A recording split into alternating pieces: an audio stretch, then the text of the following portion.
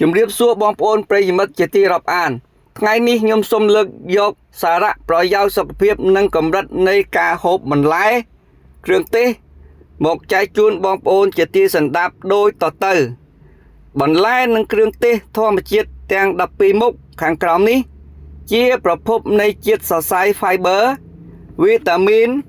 រ៉ែនិងសារធាតុប្រឆាំងអុកស៊ីតកម្មដែលជួយទ្រទ្រង់រាងកាយបង្កើនប្រព័ន្ធស៊ាំនិងការពារជំងឺផ្សេងៗបន្លែ1ត្រប់ក្តកគោសារៈប្រយោជន៍ចំពោះសុខភាពសម្បូរជាតិសរសៃនិងសារធាតុប្រឆាំងអុកស៊ីតកម្មជួយការពារកោសិកាខួរក្បាលសម្រួលការរំលាយអាហារនិងកាត់បន្ថយជាតិខ្លាញ់អាក្រក់កម្រិតហូបមួយពេលប្រហែលកន្លះទៅ1ផ្លែ2ត្រប់ស្រួយមូលសារៈប្រយោជន៍ចំពោះសុខភាពមានកាឡូរីទាបសម្បូរវីតាមីន C និងប៉ូតាស្យូមជួយគ្រប់គ្រងកម្រិតជាតិស្ករក្នុងឈាមនិងសម្រួលសម្ពាធឈាមឲ្យស្មើល្អកម្រិតហូបមួយពេលប្រហែល2ទៅ3ផ្លែតូច3ផ្លែននោងមានធាតុត្រជាក់ជួយបន្ធូរកម្ដៅក្នុងរាងកាយសម្បូរទឹកនិងវីតាមីន A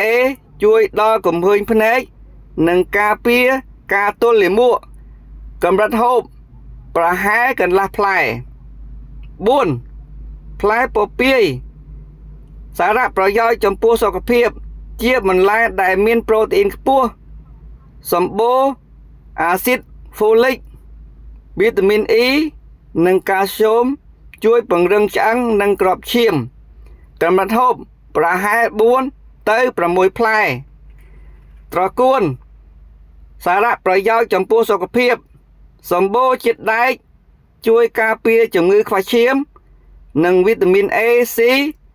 ជួយពង្រឹងប្រព័ន្ធការពាររាងកាយនិងថែរក្សាសុខភាពភ្នែកកម្រិតហូបប្រហែល1ចានចង្កឹះត្រសក់សារៈប្រយោជន៍ចំពោះសុខភាពមានជាតិទឹកដល់ទៅ 95% ជួយផ្ដល់សំណើមដល់រាងកាយបន្សាបជាតិពុលសម្រួលការរំលាយអាហារនិងជួយឲ្យស្បែកភ្លឺថ្លាកម្រិតហូបប្រហែល1ផ្លែតូចមធ្យម8ស្ពៃក្រញាញ់សារៈប្រយោជន៍ចំពោះសុខភាពសម្បូរវីតាមីន K C និង A ជួយពង្រឹងសុខភាពឆ្អឹងទប់ស្កាត់ការរលាកក្នុងរាងកាយនិងការពារជំងឺបេះដូងកម្រិតហូបប្រហែល1ចានចង្កឹះ9ស្ពៃខៀវសារៈប្រយោជន៍ចំពោះសុខភាពជួយថ្លើមក្នុងការបន្សាបជាតិពុលមានសារធាតុ Glucosinolates កម្រិតហូបប្រហែល1ចានចង្កឹះ10ខាត់ណាសារៈប្រយោជន៍ចំពោះសុខភាពសម្បូរជាតិកាល់ស្យូមវីតាមីន C និងសារធាតុ Sulforaphane ជួយការពារកោសិកាមហារីកនិងពង្រឹងឆ្អឹងឲ្យរឹងមាំកម្រិតហូបមួយពេលប្រហែល1ចានចង្កឹះ11ខ្ញីសារៈប្រយោជន៍ចំពោះសុខភាពជួយសម្រួលខ្យល់ក្នុងក្រពះពោះវៀនបំបត្តិការចង្អោរបន្ថយការរលាកសន្លាក់និងពង្រឹងប្រព័ន្ធស៊ាំប្រឆាំងផ្ដាសាយកម្រិតហូបប្រហែល1ថ្នាំងដៃឬ1ស្លាបព្រាកាហ្វេ12ខ្ទឹមសសារៈប្រយោជន៍ចំពោះសុខភាពសារធាតុអាលីស៊ីនជួយសម្លាប់បាក់តេរីកាត់បន្ថយសម្ពាធឈាមនិងបញ្ចុះជាតិខ្លាញ់អាក្រក់ក្នុងឈាមកម្រិតហូបប្រហែល1ទៅ2កំពឹស